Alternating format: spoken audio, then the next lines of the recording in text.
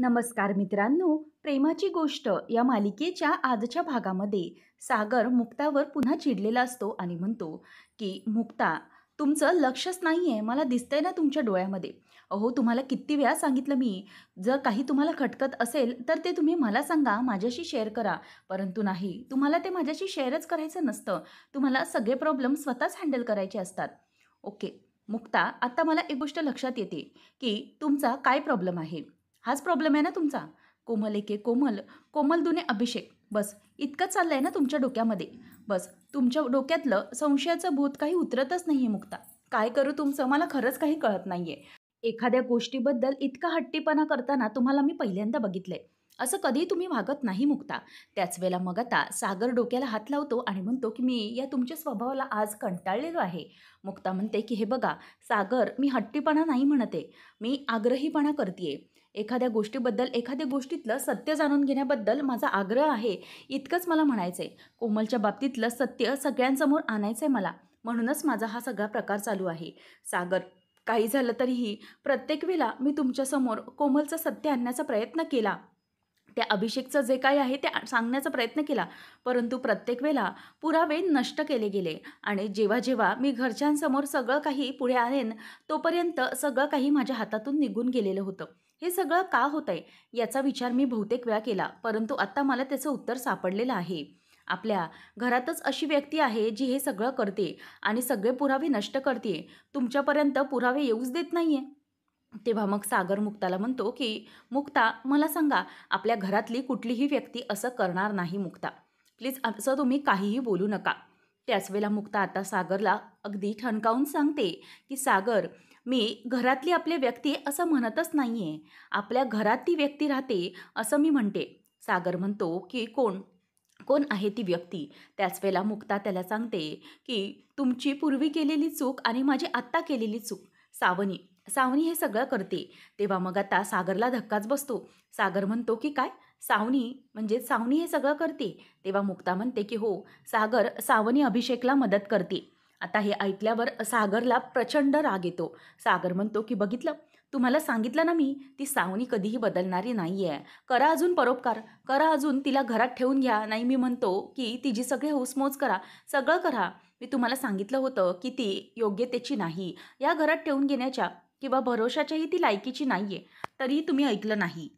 बघा, आता तुमच्यामुळे काय होऊन बसलं ते. मुक्ता म्हणते की हो सागर, बरोबर आहे तुमचं, मी चुकले ह्यावेळेला. माझी ही चूक झाली की मी सावनेला पुन्हा घरामध्ये थारा दिला, आश्रय दिला. परंतु सागर, मला खरंच तिची खूप दया आली होती हो. तिचं जे काही वागणं होतं किंवा ती जे काही दाखवत होती गेस्चर, त्यावरून मला खरंच खूप वाईट वाटत होतं. म्हणून मी त्यावेळेला आपल्या घरामध्ये तिला राहण्यासाठी आश्रय दिला. परंतु ती बदलली नाहीच. तिने स्वतःचे हे डावपेच चालूच ठेवले. आता साधेपणाने ते सगळे वार करत गेली आणि तुम्हाला माहिती आहे का सागर, हे सगळं ना ती मुद्दाम करते. आपल्या घरातला आनंद हिरावून घेण्यासाठी हे सगळं करते ती. आणि सागर, ती ना प्रत्येक वेळेला कोणाला कोणाला तरी काहीतरी हाताशी घेत हे सगळं करत असते. आणि यावेळेला तिने अभिषेकला हाताशी घेतलेलं आहे आणि आपल्या घरातल्यांना कसा त्रास व्हावा हेच ती फक्त बघत असते. आणि सागर, सगळ्या गोष्टी अगदी ती व्यवस्थितपणे मॅनेज करते. तुम्ही विचार करा ना सागर, प्रत्येक वेळेला तुमच्यापर्यंत पुरावा येत होता, परंतु तो कसा बाजूला जात होता. सुरुवातीला तर आत्तापर्यंत सावनी जे जे करत नाहीये ना, ते ते तिने केलेलं आहे पुरावे नष्ट करण्यासाठी. अगोदर ती साबणाचं पाणी घेऊन लादी पुसायला चालली होती. हे कधी केलंय तिने? नाही. त्यानंतर जेव्हा आपण अभिषेकची बायको पकडणार होतो, त्याच वेळेला देखील ती आपल्या कोमलची दृष्ट काढत होती. पहिल्या मजल्यावरून धूर यायला लागला अचानक. हे असं कधी तिने केलंय का कोमलच्या बाबतीत? तर नाही. असं कधीच केलं नव्हतं तिने आणि तिने असा पुरावा नष्ट केला. मी तर सांगते सागर, आणि त्या दिवशी पण तिने जो काही CCTV फुटेज होतं ना, ते तिनेच फॉर्मॅट केलं होतं. मी तुम्हाला सांगते की या सगळ्या गोष्टी या तिनेच घडवून आणलेल्या आहेत. सागर म्हणतो की बघितलं ना, तुम्हाला तरी प्रचंड विश्वास होता तिच्यावर. सगळेजण घरातले त्या विरोधात होते, परंतु तुम्हाला तर तिचीच बाजू घ्यायची होती ना. घ्या अजून तिची बाजू घ्या, अजून तिच्यावर परोपकार करा. बघितलं तिने स्वतःच कसा डावपेच खेळला तो. बघा, आता मात्र त्या बाईला मी सोडणार नाहीये. बस झालं, हद्द झाली या सगळ्याची. आता आता या क्रूर कृत्याची आणि नीचपणाची हद्द झाली. आता मात्र बघा, मी या सावनीला कसं फरफटत घराबाहेर काढत होते. आता मात्र मी शांत बसणार नाही. माझ्या घरातल्यांचा आणि माझ्या बहिणीचा आनंद हिरावून घेण्याची हिची हिंमतच कशी झाली. सागर आत्ता प्रचंड चिडलेला असतो. काही करून सावनीचं खरं रूप सगळ्यांसमोर त्याला आणायचं असतं. चला आपण जाऊया घरच्यांसमोर सगळं खरं रूपाने या असं तो म्हणतो. त्यावेळेला मुक्ता म्हणते की सागर एक मिनिट प्लीज एक मिनिट थांबा. तुम्ही असे एकदम चिडून जाऊ नका बघू. मी जे काही सांगते ते शांतपणे ऐका. मी जे काही सांगते ते नीट समजून घ्या. सागर ठीक आहे. आता आपण तिच्याकडे सांगायला गेलो तर आपल्याकडे काही पुरावाच नाहीये ना. सागर म्हणतो की कशाला हवाय पुरावा? अहो सावनी कशी आहे ना ते घरातल्या प्रत्येकाला माहिती आहे. फक्त तुम्हालाच तिचा पुळका आला होता. जर तिला घरातनं बाहेर काढायचं म्हटलं तर कोणीही तुम्हाला त्याच्याबद्दल पुरावे मागणार नाही. उलट साथच देतील आणि आनंद होईल सगळ्यांना की तुमचं उशिरा का होईना डोळे उघडले. तेव्हा मग मुक्ता म्हणते की सागर मला तसं म्हणायचं नाहीये. तुम्ही आत्तासाठी विचार नका करू, तुम्ही पुढच्या गोष्टींसाठी विचार करा. जर आत्ता आपण सावनीला सगळ्यांसमोर उभं केलं तर मात्र आपण अभिषेकला पकडू शकणार नाही. जर आपण त्या सावनीला गाफील ठेवलं तर मात्र आपण अभिषेकपर्यंत नक्की पोहोचू शकतो. आणि आपण त्या सावनीला अगदी असं गाफील ठेवून बेसावत ठेवून ती नक्कीच एखादी काहीतरी चूक करेल आणि अलगद आपल्या जाळ्यात अडकेल. म्हणूनच आपल्याला या सगळ्या गोष्टींना लक्ष दिलं पाहिजे. जर आताच आपण सावनीला असं दाखवून दिलं की तिचा खरा चेहरा आपल्याला समजला तर मात्र आपण तिच्या विरोधात काहीही करू शकणार नाही. म्हणूनच मी तुम्हाला म्हणते की आत्ता काहीही पाऊल उचलू नका. आता कोमलच्या लाँग टर्मचा विचार करा. सध्या तरी या सगळ्या गोष्टी शांतपणे हँडल केल्या पाहिजेत. आणि मग आता सागरला मुक्ताचं म्हणणं हळूहळू पटत असतं. मुक्ता म्हणते की सागर तुम्हाला माहिती आहे का तो अभिषेक आणि सावनी खरंच खूप पोचलेले आहेत आणि यावेळेला अभिषेकचा उपयोग केला जात आहे. तुम्हाला हे सगळं नीट शांतपणे हँडल करावं लागेल. आपली कोमल त्या अभिषेकमध्ये पूर्णपणे इन्व्हॉल्व झाली. सागर आत्ता जरी तुम्ही सांगायला गेलात ना सगळ्यांना, मम्मीला, कोमलला, तरीही विश्वास बसणार नाही की तो अभिषेक हा फ्रॉड आहे. कारण त्यांनी तशी घरच्यांवर इम्प्रेशनच पाडलंय की तो कधीही चुकीचा नसूच शकतो असं सगळ्यांना त्याने दाखवून दिलेलं आहे आणि त्यासाठी प्रत्येकाच्या मनात अभिषेकविषयी प्रेम आणि भावना निर्माण झालेल्या आहेत. म्हणूनच आपण त्याला असं विदाऊट पुरावे काहीही सिद्ध करू शकत नाही. म्हणूनच मी तुम्हाला सांगते की आता जेव्हा कोमलला हे समजेल की त्याने तिला फसवलं आहे, त्यावेळेला कोमलची अवस्था मात्र खूप बिकट होणार आहे. कारण की ती त्याच्यावर खूप प्रेम करते. त्यावेळेला आपली पूर्ण फॅमिली एकत्र असायला हवी तिला सावरण्यासाठी. ना की तुम्ही किंवा मम्मी किंवा मी. कोणी एकटं म्हणून तिला सावरू शकत नाही. आपण सगळेजण ॲज अ फॅमिली तिला या सगळ्यातून बाहेर काढायला हवंय. कारण ती या सगळ्यामध्ये खूप स्पेशली इन्व्हॉल्व झालेली आहे आणि त्याच्यावर तिचं आता खूप प्रेम आहे. म्हणूनच आपल्या कोमलला आपल्याला वाचवलं पाहिजे. आणि जसं त्या दिवशी ती म्हणाली तसं तिने काही जीवाचं बरवाईट केलं तर त्यासाठी आपल्याला सगळ्या मुक्ता म्हणते की सागर तुम्हाला त्या सावनीचा पॅटर्न लक्षात येतोय का? नाही मी बघते ती प्रत्येक वेळेला ना कोणाला तरी कोणाला प्यादाला शोधते आणि त्याला हाताशी धरून हे सगळं करत असते आणि मग स्वतः मात्र माफीचा साक्षीदार होते आणि मग हात वगैरे जोडून आणि अगदी व्यवस्थितपणे अगदी अलगदपणे त्या सगळ्या मॅटरमधून बाहेर येते. शांतपणे असं दाखवते की तिची यामध्ये काही चूक नाही आहे. हा सगळा तिचा पॅटर्न आहे. सुरुवातीला हर्षवर्धन, नंतर आपला लक्की आणि नंतर आता आपला हा अभिषेक. अभिषेकला देखील तिने असंच हाताशी धरलंय. मी तुम्हाला सांगते की तिने स्वतःचे हेतू पूर्ण करून घेण्यासाठी त्या अभिषेकला स्वतःच्या हाताशी धरलेलं आहे आणि मग तिने त्याला प्यादा बनवून ती हे सगळं करते. परंतु सागर आता आपल्याला अगदी सावध राहून हा सगळा खेळ खेळला पाहिजे. तुम्ही फक्त आता शांत बसा. तेव्हा सागर म्हणतो ठीक आहे मुक्ता या सगळ्यात मी तुमच्याबरोबर आहे. तेव्हा तिलाही बरं वाटतं. त्यानंतर आता इथे इंद्रा ही तिच्या जुन्या पितळेच्या डब्यामधून हळदीची कुंड बाहेर काढत असते आणि त्याच वेळेला आता इथे सावनी मात्र भाजी साफ करत बसलेली असते. आणि नंतर आता स्वाती म्हणते की मम्मी आता ही हळद तू बाहेर काढत आहे. तुला आठवते का लहानपणी अगं, या आपल्या कोमलने हळदीचा सगळा डबा स्वतःच्या अंगावर असा उपडी करून घेतला होता आणि सगळी हळद हिच्या अंगाला लागली होती. आणि तेव्हा स्वाती म्हणते की हो ना, आपला महादेव मामा म्हणत होता की बघितलं या पोरीला लग्नाची किती घाई झाली आहे, आपली आपलीच हळद लावून घेतलेली आहे. असं म्हटल्यावर आता कोमल लाजते आणि कोमल तिच्या मम्मीच्या खांद्यावर डोकं ठेवून हसत असते. आणि त्याच वेळेला आता इंद्रा तिला जवळ घेते आणि म्हणते की तेव्हाच आमच्या कोमलला लग्नाची घाई लागली होती असं म्हणून आता माझी मांदेले ग मांदेले असं म्हणून ती आपल्या लेकीचं बिचारीचं कौतुक करत असते. त्यानंतर आता मुक्ता येते. मुक्ता म्हणते की हे सगळं काय चाललंय, किती उशीर झालाय, चला आपण झोपूया, रात्र खूप झाली आहे, आवरूया आपण हे सगळं मम्मी. असं म्हणून आता लगेच मुक्ताला इंद्रा म्हणते की बस बस इथे बस, तुला काहीतरी सांगायचंय. तेव्हा मग ती बसते आणि नंतर मग आता सावनी ही मुक्ताकडे नजर ठेवून असते की तिच्या डोक्यामध्ये नेमकं काय चालू आहे. आता आता लगेच स्वाती म्हणते की मम्मी पण मला सांग की त्या अभिषेकला हळद कशी लावायची, उष्टी हळद कसं काय करायचंय. तेव्हा मग आता इंद्रा म्हणते की हो तेच तर मी तुम्हाला सांगत आहे, काय करायचंय ते मी तुम्हाला सांगते. आता मुक्ता हे बघ, त्या अभिषेकचं लग्न होत आहे, परंतु त्याच्याबरोबर कोणी नाही. त्याच्या घरातल्यांनी या लग्नाला विरोध केलेला आहे. त्याच्या फॅमिलीमधले कोणी या लग्नाला तयार नाही. जर तयार असते तर काही बात वेगळीच होती. सगळेजण एकत्र आले असते आणि सगळे त्याच्या बरोबरचे जे रीतीपद्धती असते ते त्यांच्या घरातल्यांनी पार पाडल्या असत्या. परंतु आता ते होणार नाहीये. तेवढ्यातच सागर येतो आणि सागर देखील ते सगळं ऐकत असतो. आता मग मुक्ताला इंद्रा म्हणते की ऐकलं का मुक्ता, उद्या सकाळी लवकर उठ आणि ही हळद जी आहे ती कुटायची आहे आणि ती हळद घेऊन तू काय करायचंय तर अभिषेक रावांच्या घरी जायचंय आणि अभिषेकला तू हळद लावायची. हे ऐकल्यावर मुक्ता आता बघतच राहते, कारण त्या नीच अभिषेकला तिला अजिबातच काही रीतीपद्धती करायच्या नसतात. तेव्हा मग आता ती म्हणत असते की सकाळी तुला ती हळद लावायची आणि ती हळद लावल्यानंतर तीच उष्टी हळद त्या अभिषेक रावांकडून परत आणायची आणि आपल्या कोमलला तीच हळद लावायची आहे. असं म्हटल्यावर आता मुक्ता गपचूप बसते. ती पुढे काहीही बोलत नाही. नंतर सागरही मुक्ताकडे बघत असतो. त्यावेळेला आता इथे इंद्रा म्हणत असते की हे बघा, लक्षात आलंय ना काय करायचं आहे ते. तेव्हा मग इंद्रा म्हणते की जाशील ना गं पोरी.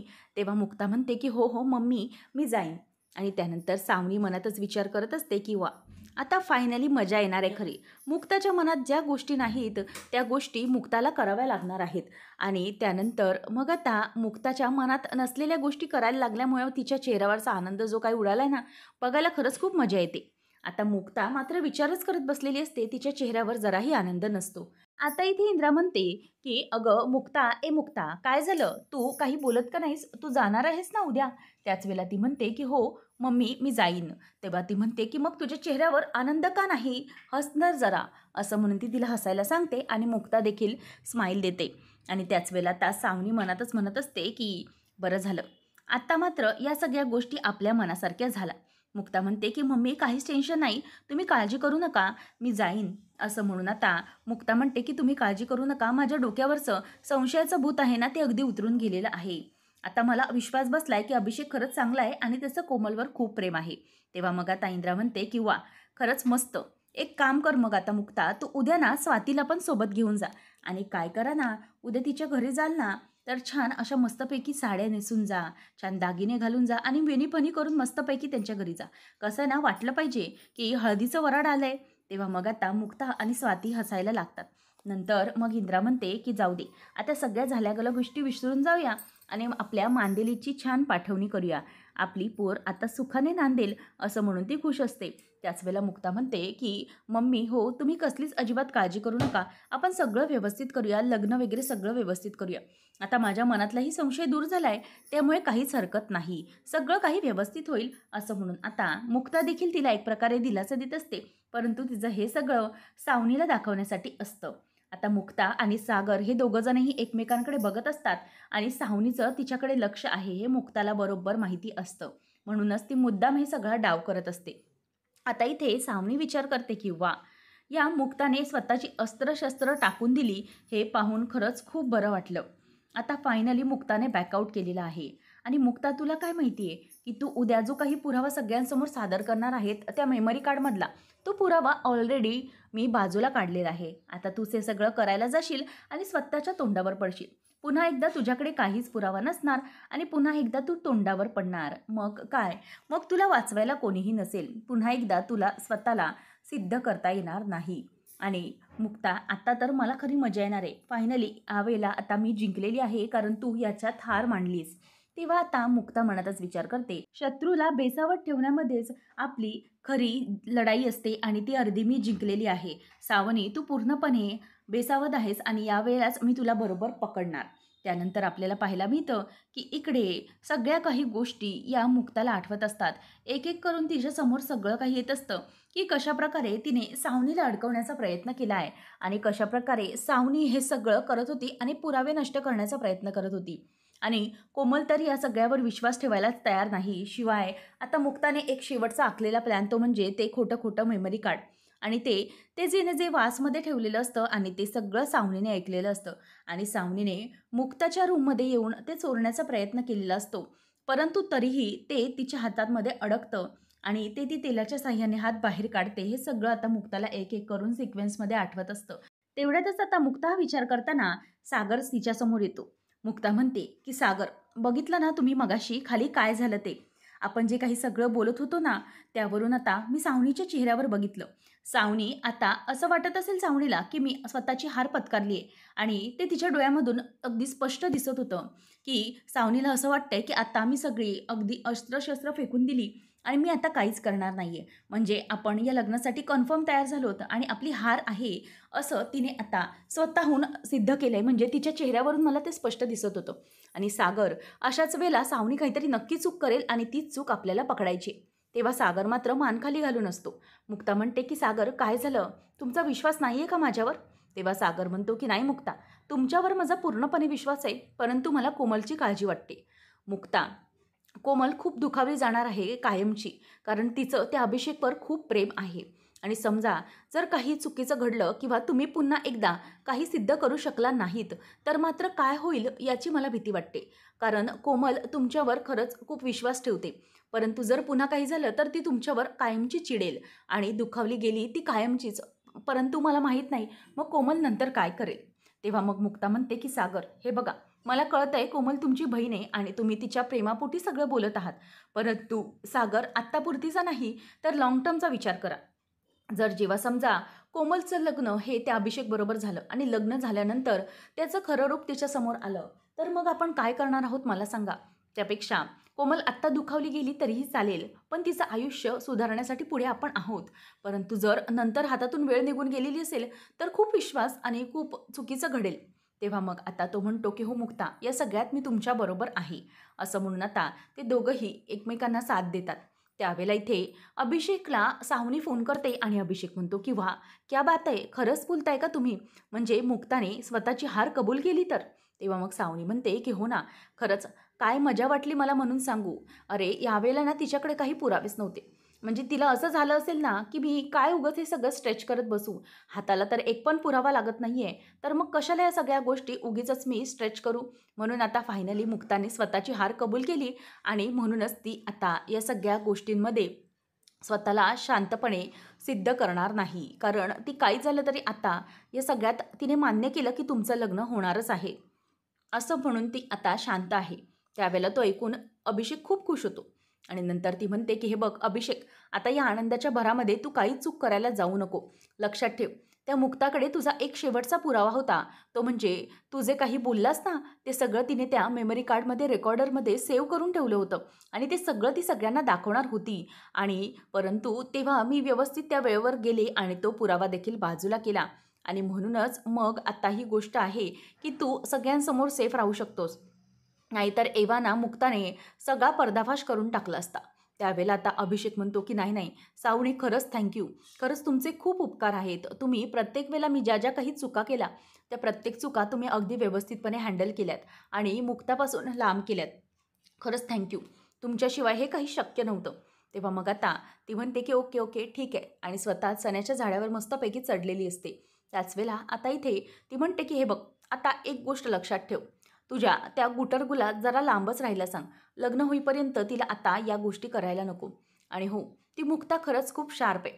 ती सगळ्या गोष्टी अगदी व्यवस्थितपणे हँडल करत होती, परंतु मी सावनी आहे.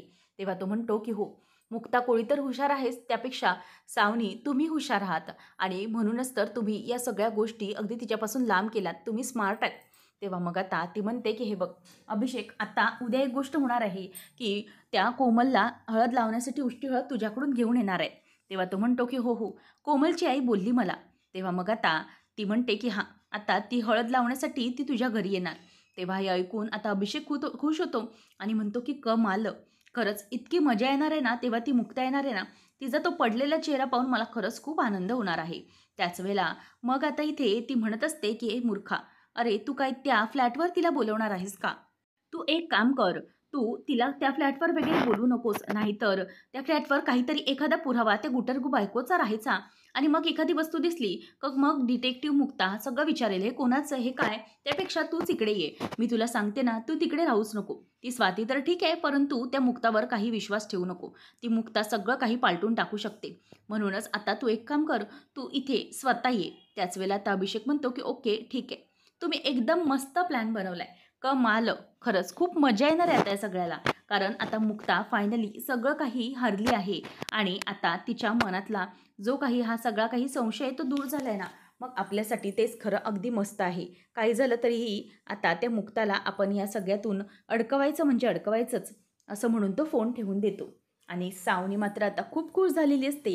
सावनी म्हणते की जेव्हा आता या कोमलचं लग्न मोडेल आणि जेव्हा घरातल्यांना अश्रू डोळ्यात येतील, तेव्हा यांना समजेल की प्रेमभंगाचं आणि लग्न मोडल्याचं दुःख काय असतं ते. सावनी आता खूप खुश होते आणि फायनली ती जिंकली म्हणून ती खुश झालेली असते. ती तिच्या कपाटातून एक काचेचा ग्लास आणि वाईनची बाटली काढते आणि मग वाईन भरून स्वतःकडे बघतच म्हणते की गॉर्जस, किती गॉर्जस दिसतेस तू सावनी. अगं, जिंकल्याचं तेज अगदी तुझ्या चेहऱ्यावर सर्वत्र पसरलेलं आहे. किती ग्लो आलाय तुझ्या चेहऱ्यावर त्या मुक्ताला हरवून. नाही म्हणजे ना, आता यावेळेला हे भारदाण्यासारखं बुजगावण्यासारखं कपडे तुझ्या अंगावर चांगले दिसत नाहीत. आता असं वाटतंय ना, की पूर्वी जशी सावनी सजायची धजायची ना, तसंच आता सावनीने धजलं पाहिजे. Why not? आताही ती ते करू शकते. असं म्हणून आता सावनी ही कपाटातली तिची पूर्वीची साडी घालते आणि पुन्हा एकदा सावनी ते कपडे आता स्वतःच्या म्हणजे साडी स्वतःच्या अंगावर नेसते आणि पूर्वीसारखी पुन्हा एकदा मेकअप लुकमध्ये येते आणि म्हणते की सावनी, खरंच तू खूप गॉर्जस दिसतेस. किती दिवसांनी मी तुला या पूर्वीच्या रूपामध्ये पाहिलं. खरंच खूपच सुंदर. आणि असं म्हणून ती आता वाईन पित असते आणि खूप खुश होत असते आणि मनातच म्हणते की आत्ता आत्ता मला खरी मजा येणार आहे आणि मी जे काही सगळ्यांना हरवलंय त्याची आज मला एन्जॉयमेंट करायची आहे. असं म्हणून आता सावनी ही बेडवर जाऊन बसते आणि म्हणते की सावनीची ती एक्सपेन्सिव्ह ज्वेलरी मिसिंग आहे. परंतु ठीक आहे, सावनी स्वतः एक ज्वेलरीपेक्षा कमी आहे का? असं म्हणून ती आता पुन्हा ती वाईन पिऊ लागते आणि एन्जॉय करत असते. पूर्वीसारखी सावनी आता सगळ्यांना आपल्याला पाहायला मिळालेली असते. त्यानंतर आपल्याला पाहायला मिळतं की दुसऱ्या दिवशी सकाळी सगळेजण हळदीसाठी तयार झालेले असतात. मुक्ता ही आई एकविरीसमोर हात जोडून असते. तर त्याच वेळेला आता इथे इंद्रा म्हणते की सागऱ्या, अरे सागऱ्या, सगळं काही व्यवस्थित झालंय ना? अरे ही सगळेजण राहिले कुठे? तेवढ्यातच आता कोमल येते आणि कोमल आल्याबरोबर स्वाती तिच्याकडे येते आणि म्हणते की वा वा, आमची नवरीबाई आली. तेव्हा मग आता तिच्या हातात हिरवा चुडा वगैरे भरलेला असतो आणि कोमलवरून इंद्रा दृष्ट काढते आणि म्हणते की बघा, आमची नवरीबाई किती छान दिसते. कोणाची नजर नको लागायला माझे मांदेले. असं म्हणून तिच्या आता चेहऱ्यावरून ती हात फिरवत असते आणि माया करत असते. परंतु इथे मुक्ता आता देवासमोर हात जोडत असते. एकविरे आईला म्हणते की आई एकविरे, तुला तर माहिती आहे की हे सगळं काय घरामध्ये घडत आहे ते.